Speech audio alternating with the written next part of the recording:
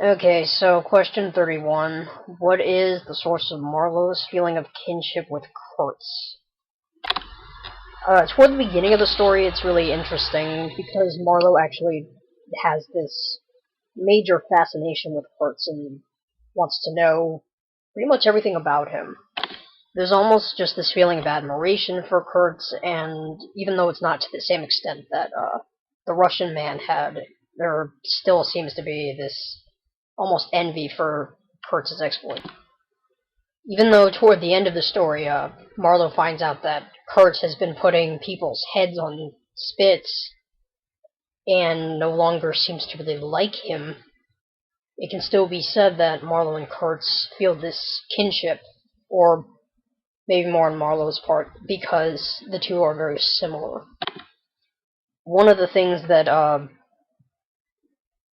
is similar in the two of them is that they both kind of have this natural sense of superiority.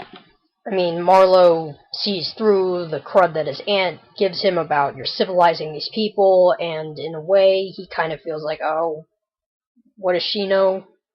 And in the same way, he kind of feels above the manager and the uncle, and thinks that, hey, they're not treating these people in Africa nicely, and they're just being terrible. And this is pretty similar to how, well, Kurtz feels, not necessarily in those sentiments, but just how he feels this, again, sense of superiority. Even though at first we'd been given sort of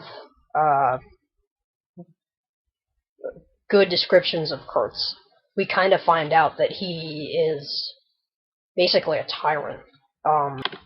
He just thinks he's the ruler of all things to be ruled in Africa. He presents himself in a way that the natives in the Congo fear and, well, both regard him with fear and respect and make him their supreme ruler, and he sort of uses this to stoke his own ego. If that's not hubris, I don't know what is. Now, granted, Marlowe definitely isn't, this power-mad, crazy guy inside the Congo, putting people's heads on sticks. But he still kind of carries that air of, I guess you could call it arrogance, with him because he just feels like he's better than the people at the Ivory Company, the manager, and his aunt, and the uncle, and all of that. And the reason he feels this kinship is because, like I said, they're similar.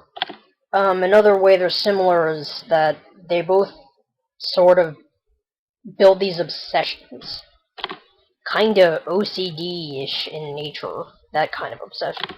I mean, sure, Marlowe's always been interested in Africa, but he winds up becoming just completely preoccupied with the dark spaces on the map and just this uncharted territory, not for the purpose of going there to civilize it, in a lot of ways not for really any purpose that people of the time or people now would really make sense of. It was a very personal thing, just this need to know more. It's just really an obsession. While similarly, Kurtz also has an obsession, and that's with power. Kurtz, as we have established, puts people's heads on sticks and calls it a day. Charming.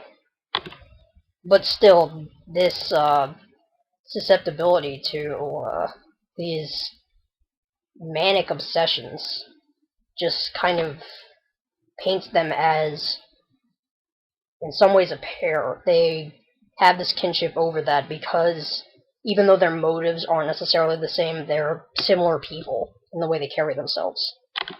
Now, at the end, Marlowe says that he is loyal to Kurtz, and I guess the reason for this is that even sort of after going back to what they referred to as civilization and meeting Kurtz's fiancée, he doesn't sort of try to convince her of Kurtz's insanity.